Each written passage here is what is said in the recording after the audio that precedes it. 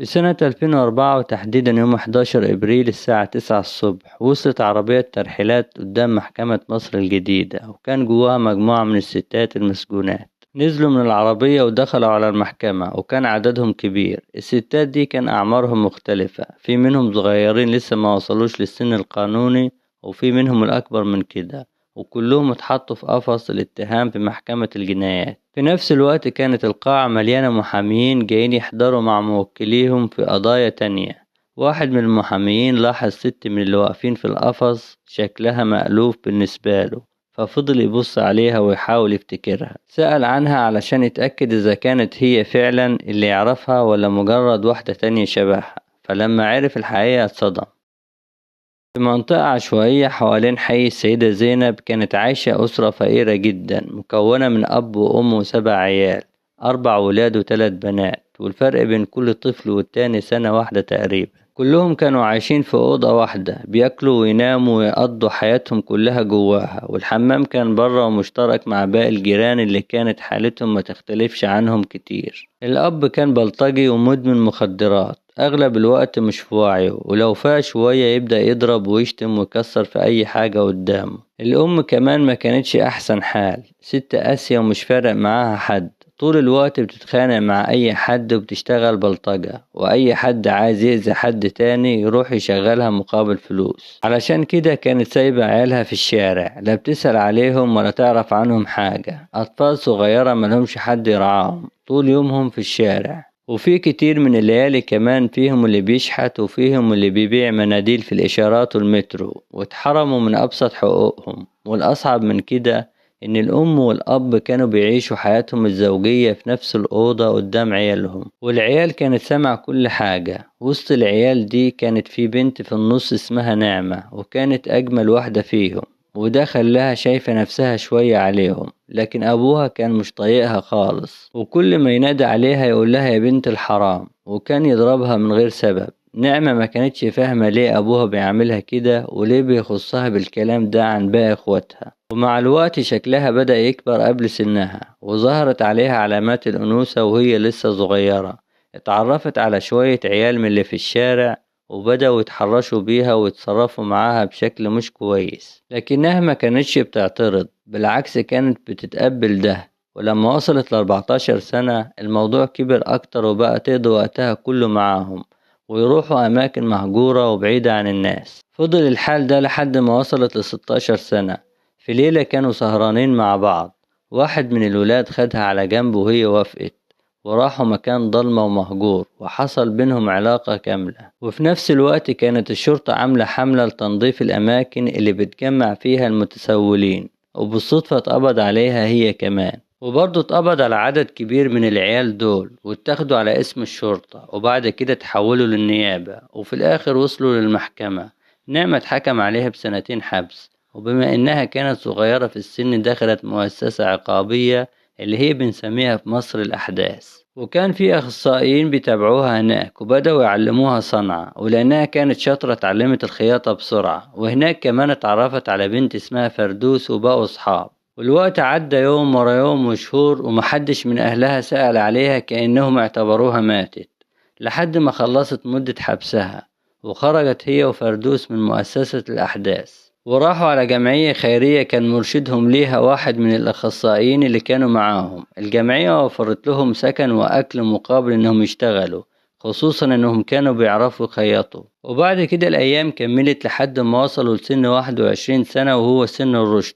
وساعتها انتهت مدة إقامتهم في الجمعية، واضطروا ينزلوا يواجهوا الدنيا لوحدهم. البنتين ساعتها راحوا لمنطقة تانية، وأجروا أوضة صغيرة يعيشوا فيها سوا، واشتغلوا في مصنع خياطة، بس للأسف المرتب كان ضعيف جدا.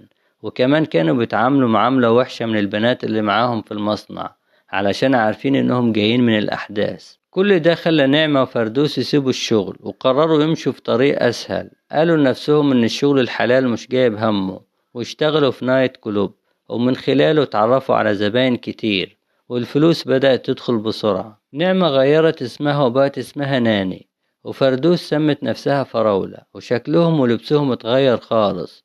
وفي يوم ناني اتعرفت على شاب اسمه سامر عن طريق المكان اللي بتشتغل فيه، وراحت معاه شقة في المعادي، وهناك طلب منها انها تفضل وتقعد معاه، وقال لها ان العمارة اغلب سكانها مسافرين، وكمان حارس العمارة مظبط معاه، يعني مفيش حد هيضايقهم، وكمان معاه فلوس كتير فوجودها مش هيعمل مشكلة. وقال لها كمان ان عنده صاحب اسمه ادهم بيجي يقعد معاه كتير. وفعلا تاني يوم ادهم جه وسامر عرفها عليه، ومع الوقت الموضوع كبر وبقت عايشة معاهم الاتنين، واتعلمت منهم الشرب والمخدرات، وبقت حياتهم كلها سهر وشرب ومخدرات. والصبح كانت بتنظف المكان وترجع ترتب كل حاجة، وفضل الوضع ده مستمر لحد ما في يوم كلمت فردوس تطمن عليها وقالت لها انها عايشة كويس. وعدى شهر على علاقتها بسامر وأدهم، وفي يوم وهم سهرانين سامر اقترح يصور فيديو ليهم كنوع من التغيير، ونعمة وأدهم وافقوا. وبعد ما جربوا الفكرة عجبتهم، وبقوا بيكرروا الموضوع ده كتير. وفي مرة أدهم ما جاش وكلم سامر وقال له إنه تعبان ومش هيقدر يجي، لكن سامر كان مصمم يكمل سهرته مع نعمة، وجاب نوع جديد من المخدرات وقال لها يجربوه سوا، وقال إنه غالي ومخصوص. وبعدها بدأ يطلب منها حاجات غريبة، ونعمة ما كانش عندها مانع تعمل أي حاجة طالما الفلوس والحياة اللي هي فيها مستمرة زي ما هي. وفعلا الاتنين خدوا المخدر الجديد، وكمان شربوا خمرة بكميات كبيرة. سامر شغل كاميرا الموبايل وحطها على التسريحة، وابتدى ينفذ الاتفاق اللي بينهم. لكن أول ما نعمة حست إنه بيضربها بعنف واتوجعت، بدأت تصرخ وتطلب منه يبطل. هو كمل ضرب فيها وكأنه مش سامعها ولا حاسس بيها، وبقى أعنف من الأول. وسط صريخها وعياطها كان مستمتع بمنظرها وهي بتتألم. وفجأة ومن غير تفكير نعمة مسكت الإزازة اللي جنبها وضربته بيها على دماغه علشان تبعده عنها. في اللحظة دي سامر وقع على وشه، والضربة كانت قوية لدرجة إنها قطعت نفسه. فضلت نعمة واقفة تبص عليه بتحاول تستوعب اللي حصل وتلم نفسها، وبعد دقيقة تقريبا لما لقيته ما بيتحركش قربت منه وزقته وقلبته على ظهره، واتصدمت لما شافت وشه كله دم. أول ما شافته بالشكل ده اتخضت جامد وانهارت، وبعد شوية حاولت تفوق وتكلمه وتهزه ويمكن يرد عليها، بس مفيش فايدة. سامر كان مات بالحالة البشعة دي. لما استوعبت انه مات جريت على الأوضة التانية، لبست هدومها بسرعة ودخلت الحمام غسلت وشها علشان تفوق. بعد كده جابت شنطة ولمت كل حاجتها، وكانت بتتحرك بشكل هستيري في الشقة، وخدت كل الفلوس اللي معاها ونزلت على طول. خرجت من العمارة بسرعة، ركبت تاكسي وراحت على الأوضة اللي كانت عايشة فيها مع صاحبتها فردوس. أول ما دخلت وما لقيتهاش قعدت تعيط وترتعش من الخوف. وبعد كام ساعة رجعت فردوس من بره وشافت نعمة بالحالة دي، ففهمت إن في مصيبة، بس ما كانتش متخيلة إنها جريمة قتل. نعمة حكت لها على كل حاجة بالتفصيل، وبعد ما خلصت فردوس فضلت ساكتة ومصدومة. وبعد شوية قالت لها إنها لازم تمشي فورا وتروح مكان تاني، لأن وجودها هنا خطر والبوليس ممكن يوصلها بسهولة، خصوصا إن كان أغلب الزبائن عارفين العنوان. نعمة وافقت، وفردوس نزلت بيها ودتها لوكاندا محدش بيسأل فيها عن ورق أو بيانات. وبعد ما اطمنت عليها قالت لها إنها تتابع ولو في أي جديد هتبلغها. تاني يوم حوالي الساعة 10 بالليل أدهم راح الشقة وفتح بالمفتاح اللي معاه. أول ما دخل فضل ينادي على سامر بس محدش رد. لاحظ إن الشقة متبهدلة، ولما دخل أوضة النوم لقى سامر واقع على الأرض ومش باين عليه حياة، وجسمه بدأ يزرق وعلامات الموت واضحة عليه.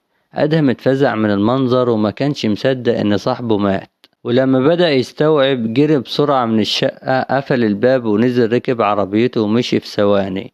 في الوقت ده حارس العمارة شافه وكان بينادى عليه، بس أدهم ما ردش ومشي. عدى كام يوم وابتدت تطلع ريحة وحشة جدا مالية العمارة. السكان سألوا الحارس عن السبب، فطلع يدور في العمارة كلها لحد ما وصل لشقة سامر. أول ما قرب من الباب الريحة كانت قوية جدا، خصوصا إن الدور ما فيهوش جيران، فمحدش كان واخد باله. الحارس رن الجرس كذا مرة ومحدش رد، بس كان متأكد إن سامر جوه لأن عربيته كانت تحت. نزل وحكى لكل الجيران اللي ساكنين في العمارة على اللي حصل، وواحد منهم ما تأخرش واتصل بشرطة المعادي، والشرطة فعلا اتحركت بسرعة ووصلت في وقت قليل. وبسبب الريحة الوحشة جدا رئيس المباحث أخد إذن من النيابة علشان يكسروا باب الشقة، وأول ما دخلوا الريحة زادت أكتر لدرجة إن محدش كان قادر يتنفس.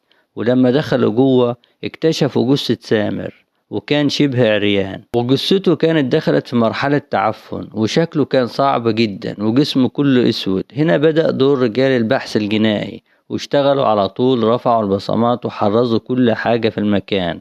وكان من ضمن الحاجات اللي اتحرزت موبايل سامر اللي لقوه على التسريحة، وكان وقتها فاصل شحن. بعد كده نقلوا الجثة للمشرحة، وابتدوا يستجوبوا الجيران وحارس العمارة، وكمان راجعوا كاميرات المراقبة. وأول ما اتسأل حارس العمارة بدأ يحكي كل حاجة بالتفصيل، وقال كمان مين هم أصحاب القتيل، واعترف إنه كان بياخد منه فلوس كتير علشان يستر عليه.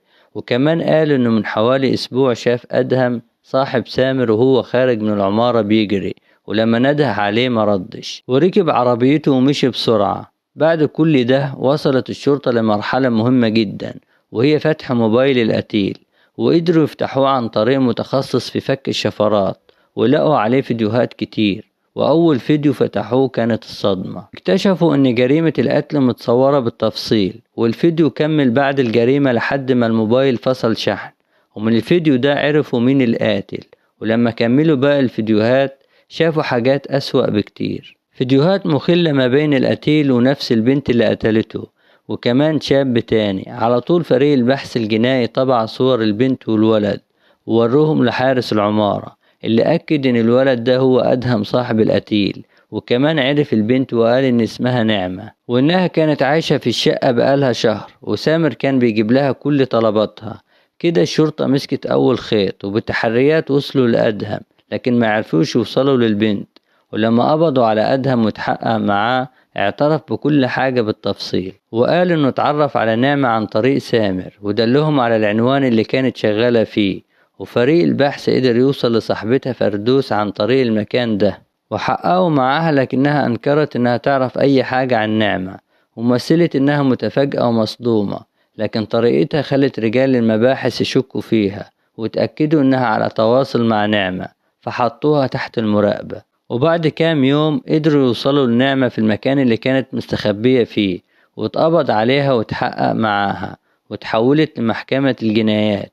في الوقت ده فردوس جابت لها محامي كبير، والمحامي وافق على القضية ودرسها كويس جدا، وجمع كل التفاصيل. وجه يوم المرافعة، والمحامي طلب تقرير الطب الشرعي، وهنا فجر مفاجأة كبيرة، وقال إن الوفاة ما كانتش بسبب ضربة الرأس زي ما التقرير الأولي بيقول، وأكد إن سبب الوفاة الحقيقي كان جرعة زيادة من المخدر، وإن ضربة الرأس بس خلت سامر يفقد الوعي. وخلال فقدان الوعي حصل له هبوط حاد في الدورة الدموية، ووقفت عضلة القلب، وبكده سامر مات بسبب المخدرات، مش بسبب الضربة اللي اتضربها على راسه. وبسبب تقرير الطب الشرعي القضية اتغيرت من قتل لجنحة ضرب، وبدل ما نعمة تلبس البدلة الحمراء وتاخد إعدام اتحكم عليها ب3 سنين في جنحة ضرب.